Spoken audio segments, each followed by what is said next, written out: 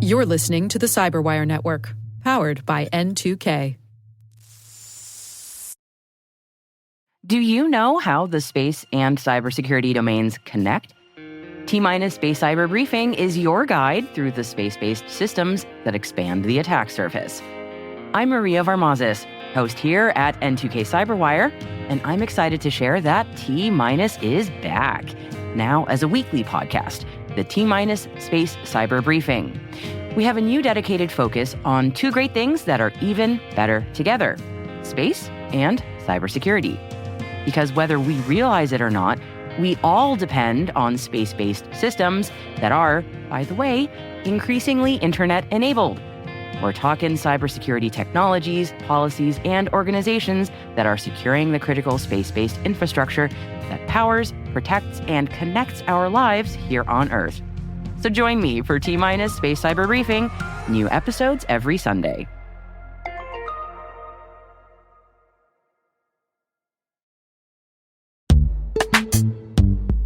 Most environments trust far more than they should, and attackers know it. ThreatLocker solves that by enforcing default deny at the point of execution.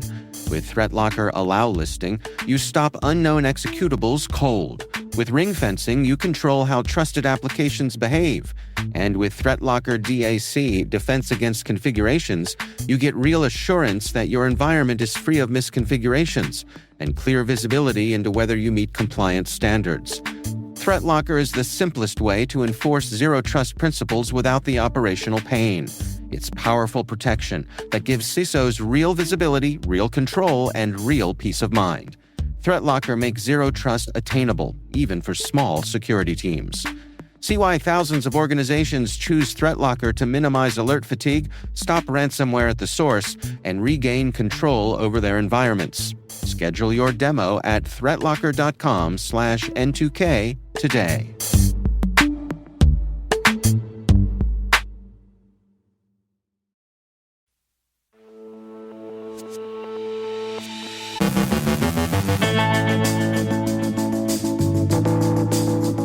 Miasma malware meddles with Microsoft. SAP fixes critical flaws. Google patches an exploited Chrome 0-day. CanisterWorm spreads through NPM.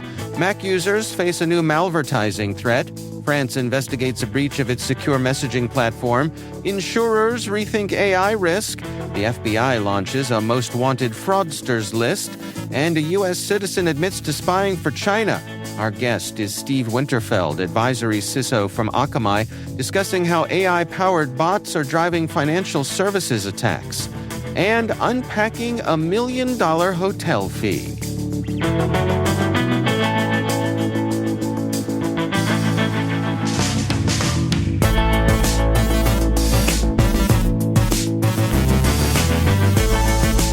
It's Tuesday, June 9th, 2026.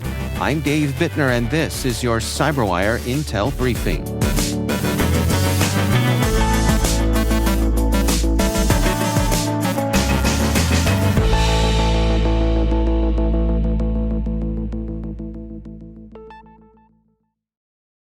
Thanks for joining us here today. It's great, as always, to have you with us. Late last week, attackers compromised dozens of cryptographically verified open-source packages linked to Microsoft, inserting sophisticated credential-stealing malware that activated when developers opened the packages in AI coding tools such as Claude Code, Gemini CLI, Cursor, and VS Code.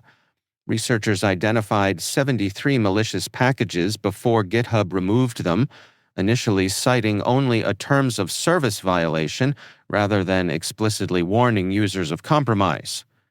The incident marks the second major software supply chain breach involving a Microsoft repository account in 2 months. The malware, known as Miasma and linked to the threat actor Team PCP, steals credentials from cloud platforms including AWS, Azure, and Google Cloud, along with Kubernetes environments, password managers, and numerous developer tools. It can also spread laterally across cloud infrastructures and developer systems. Researchers say the attackers abused legitimate Microsoft publishing credentials and OpenID Connect tokens to create packages with valid cryptographic provenance, allowing them to appear trustworthy and evade traditional security checks. Miasma further complicates detection by generating unique encrypted payloads for each infection. Security experts warn that anyone who interacted with the affected packages should assume credential compromise and immediately investigate their systems and cloud environments. SAP's June 2026 Patch Day addresses 15 security issues, including 4 critical vulnerabilities affecting NetWeaver, ABAP Platform, Commerce Cloud, and Data Hub.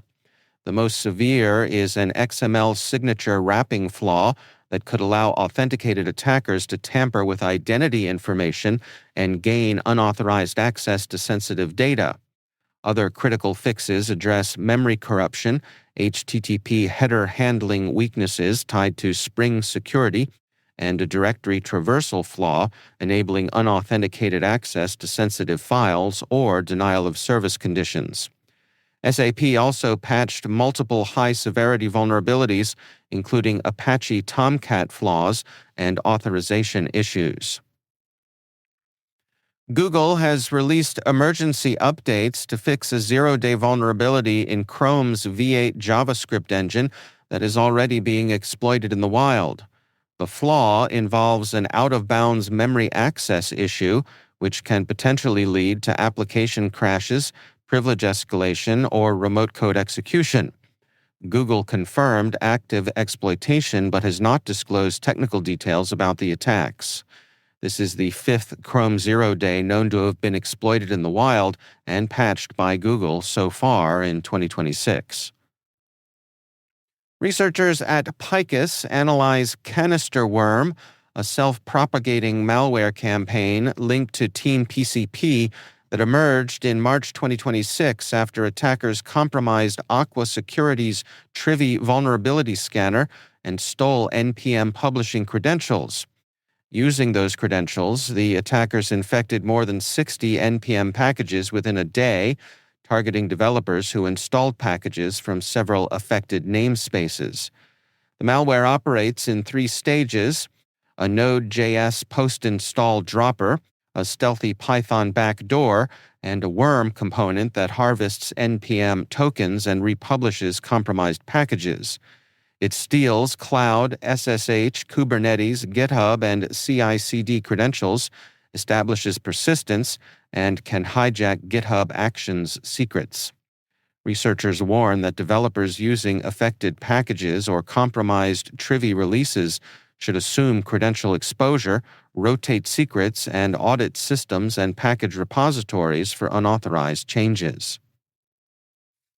Researchers at Palo Alto Networks Unit 42 have uncovered Operation Flutterbridge, a large-scale malvertising campaign targeting Mac users since late 2025. The operation, linked to the cybercrime group CLCRI 1089, uses fake Google search ads purchased through shell companies to distribute Trojanized applications disguised as podcast players and PDF tools. The malware, called Flutter Shell, functions as a backdoor capable of executing commands, accessing files, and stealing system information.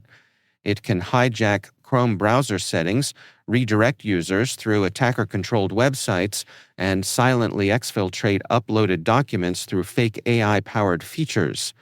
Researchers observed multiple evolving versions of the malware, suggesting active development. The campaign evaded detection by using legitimate developer signatures and fake business entities to obtain verified advertising accounts. Although Google has suspended the identified advertiser accounts, researchers warn that the threat actors rapidly launch new variants, indicating the operation remains active and ongoing. France's Digital Affairs Directorate, DINAM, has disclosed a breach of TCHAP, the French government's encrypted messaging platform, after attackers gained access through a compromised user account. The incident was detected by ANSSI, France's cybersecurity agency, which said the malicious account was quickly blocked while investigators assess what data may have been accessed or exfiltrated. TCHAP, built on the Matrix protocol and used by more than 300,000 monthly users across the French public sector, may have exposed information shared in public chat rooms, which are not end-to-end encrypted. A threat actor claimed the breach resulted from a social engineering attack and alleged access to hundreds of thousands of messages, account details, and shared files. Dynam has notified France's Data Protection Authority and warned users against sharing sensitive information in public channels while the investigation continues. As AI adoption accelerates, insurers are increasingly adding exclusions to liability policies to limit coverage for AI-related lawsuits and regulatory actions. The shift comes as businesses face growing legal exposure from claims involving copyright infringement, privacy violations, antitrust concerns, algorithmic bias, and alleged misrepresentations about AI capabilities. Some insurers have introduced broad exclusions that seek to deny coverage for claims arising from AI development, deployment, disclosures, or compliance obligations. However, legal experts note that courts often interpret exclusions narrowly and may still require insurers to defend claims containing both AI-related and non-AI allegations. Policyholders may also challenge overly broad exclusions if they effectively eliminate coverage for core business operations, creating illusory insurance. Experts advise organizations to carefully review policy language, negotiate narrower exclusions where possible, and evaluate older policies issued before AI-specific exclusions became common, as they may provide broader coverage for current AI-related claims. The FBI has launched a new Most Wanted Fraudsters list to publicly identify and help capture individuals accused of major fraud schemes who have evaded arrest. The initiative is part of a broader federal anti-fraud effort established by a March 2026 executive order creating the Task Force to Eliminate Fraud, chaired by Vice President J.D. Vance. The FBI says the listed suspects are charged with causing significant financial harm to victims and communities. The Bureau is encouraging the public to submit tips anonymously through its website, hotline, or local field offices to assist in locating and apprehending the fugitives. Thomas Weir Pauken II, a 50-year-old U.S. citizen, has pleaded guilty to acting as an agent for China and helping collect sensitive U.S. information. According to court documents, Pauken worked with individuals he believed were Chinese intelligence operatives, receiving more than $100,000 and travel expenses in exchange for gathering information and producing reports on U.S. technology and government matters. The FBI said he also attempted to infiltrate U.S. political circles on behalf of China's Ministry of State Security. Pauken faces up to 10 years in prison, with sentencing scheduled for September 1st of this year.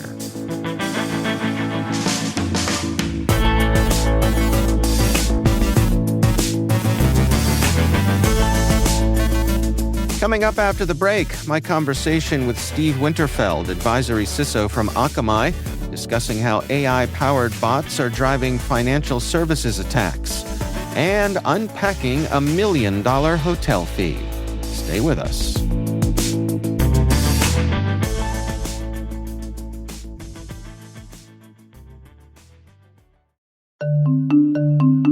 When it comes to mobile application security, good enough is a risk. A recent survey shows that 72% of organizations reported at least one mobile application security incident last year, and 92% of responders reported threat levels have increased in the past 2 years. GuardSquare delivers the highest level of security for your mobile apps without compromising performance, time to market, or user experience. Discover how GuardSquare provides industry-leading security for your Android and iOS apps at www.guardsquare.com. So good, so good, so good. New markdowns up to 70% off are at Nordstrom Rack stores now. Stock up and save big on shoes, tops, dresses, accessories, and more must-haves for summer. Join the Nordy Club to unlock exclusive discounts, shop new arrivals first, and more. Plus, buy online and pick up at your favorite rack store for free. Great brands, great prices. That's why you rack.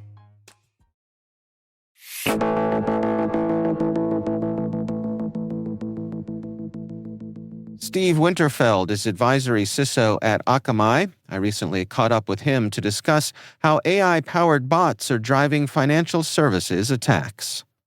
AI-powered bots are really focused on a few things, but we've seen a 147% surge in advanced bot activity, and in one case, staggering 96% of all traffic was identified as malicious.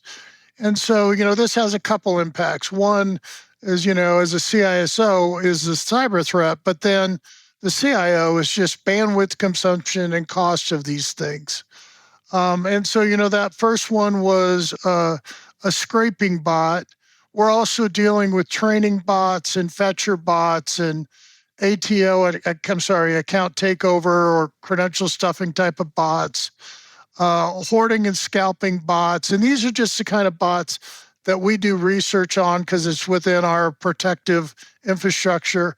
And then on the other side is the whole, Turbo Mirai DDoS bot. So, when we talk about all these bots, it is a matter of scale and speed.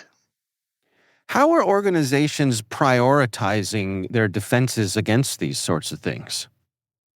I think there's a lot of difference across industries. Finance and commerce are two of the most heavily hit.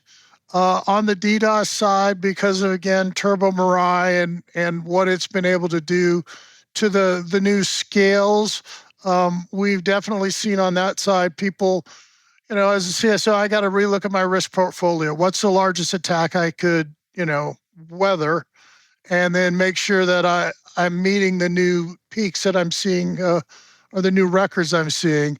And then on the other, for me, it's about visibility. I really think the key here is, and this is all coming back to APIs because that's where a lot of this engagement is happening. And so do I have visibility on my APIs? Do I have, the ability to monitor and mitigate in real time? And that's what we're seeing. Most of my peers and our customers from Akamai are focused on is, first of all, that visibility. And second of all, that ability to meet their board's risk appetite. What does visibility look like these days? What sorts of things can be seen? Well, the first is, for me, discovery. Going back to APIs, I've got marketing introducing an API into my infrastructure for analytics. I've got, pick a department entering some kind of API. Then, I've got developers pushing out new APIs. And for most large companies, it's not one platform. I've got APIs in my, data center. I've got APIs in the cloud. Can I have one shield in front of all of that, or do I have a different shield in front of the cloud than I do in my data center, which adds complexity, which I feel is an enemy of security. So I think that first piece is discovery. Then the second piece is that integrated view. So I can answer the question to the leadership, what is our current risk, in a uniform way? Well, you mentioned the leadership, the folks sitting on the board. What are the types of conversations that are being had these days? What does the back and forth sound like? So it really depends on whether or not the board feels like their engagement with their customers is web-centric. And so for banks, APIs are becoming, the engagement level, the new front line. I will tell you, we're working on a commerce report right now, and our statement is the API is a new storefront. And in some cases, that's true for a lot of the companies. So in the case where, we're seeing more and more engagement with customers move online, then I think the board is having those discussions because the risk is real. The chance of a material impact is much higher than, say, somebody in manufacturing. Well, getting back to the report that Akamai recently put out, again, this is the attack trends in financial services. What are some of the other things in this report that caught your eye? So for me, I always want to say, where can I take action? As a CISO, I want to know what things that I should be actually thinking about. So like we said, the first is understanding what's hitting our edge where we engage with our customers. The second was around those denial of service attacks. And we talked about those layer 3 and 4, that infrastructure attacks. And those could be bits per second or packets per second. There's also that, DNS or queries per second. So we have a section in there that really talks about, be careful that your domain name system, or what I call the GPS of the internet, is protected as well. As far as APIs, I'm surprised that, 96% of the global respondents of our survey have said they have at least one incident in the last 12 months. Now, again, that's an incident, not necessarily a major crisis, but it is just showing that APIs and, in many cases, large language models, Gen AI, are really becoming the way we interact with our customers and our clients. And so I think those were not earth-shattering, but certainly, real. The last part is more and more we're talking about agentic AI. So large language model is answering a question, agentic AI is making a decision. And we really tried to put out the new MITRE tool around the top 10 for agentic AI framework as a way for CISOs to look and understand about how to protect around those. And again, this is all tied back to things we're doing. To what degree do you think the financial sector is meeting this challenge?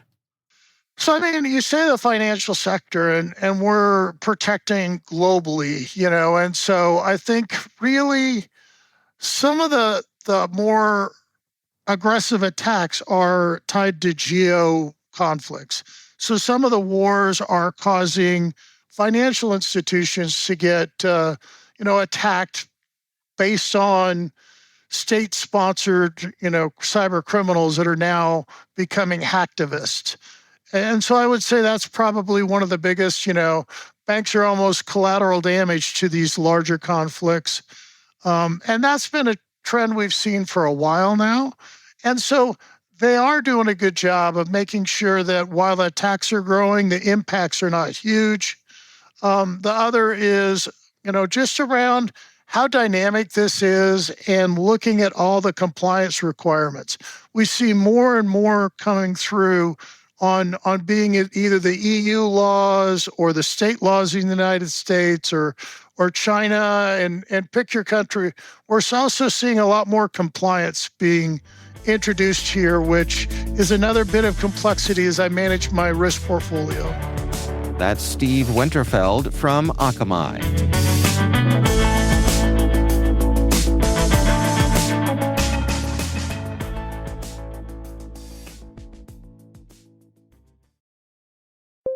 When you need to build up your team to handle the growing chaos at work, use Indeed Sponsored Jobs. It gives your job post the boost it needs to be seen and helps reach people with the right skills, certifications, and more. Spend less time searching and more time actually interviewing candidates who check all your boxes. Listeners of this show will get a $75 sponsored job credit at Indeed.com/podcast. That's Indeed.com/podcast. Terms and conditions apply.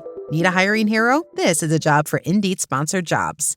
Study and play come together on a Windows 11 PC. And for a limited time, college students get the best of both worlds. Get the Unreal College Deal. Everything you need to study and play with select Windows 11 PCs. Eligible students get a year of Microsoft 365 Premium and a year of Xbox Game Pass Ultimate with a custom color Xbox wireless controller. Learn more at windows.com/student offer. While supplies last. Ends June 30th. Terms at aka.ms/collegepc.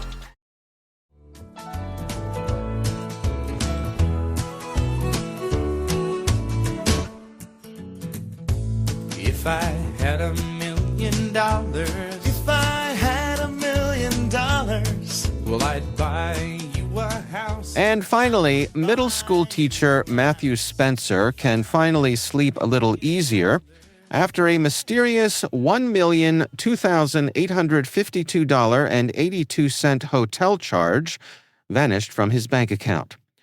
For 5 days, Spencer watched his finances with understandable concern after a one-night stay at America's Best Value Inn in Blytheville, Tennessee, somehow resulted in a 7-figure charge. Hotel management says the culprit appears to be a cyber attack affecting card processing systems, not an unusually ambitious room rate. General Manager Maid Rahman demonstrated that the hotel's payment terminal cannot even accept a $1 million transaction, then provided transaction records showing no such charge was processed through the property. With the charges now dropped, Spencer says he feels significantly better. The hotel, meanwhile, is eager to reassure travelers that it would much rather collect room fees than accidental millionaire-sized payments, and continues investigating how the bogus charge appeared in the first place. Yes, sir, you'll need a major credit card upon check-in. Credit card? You got it.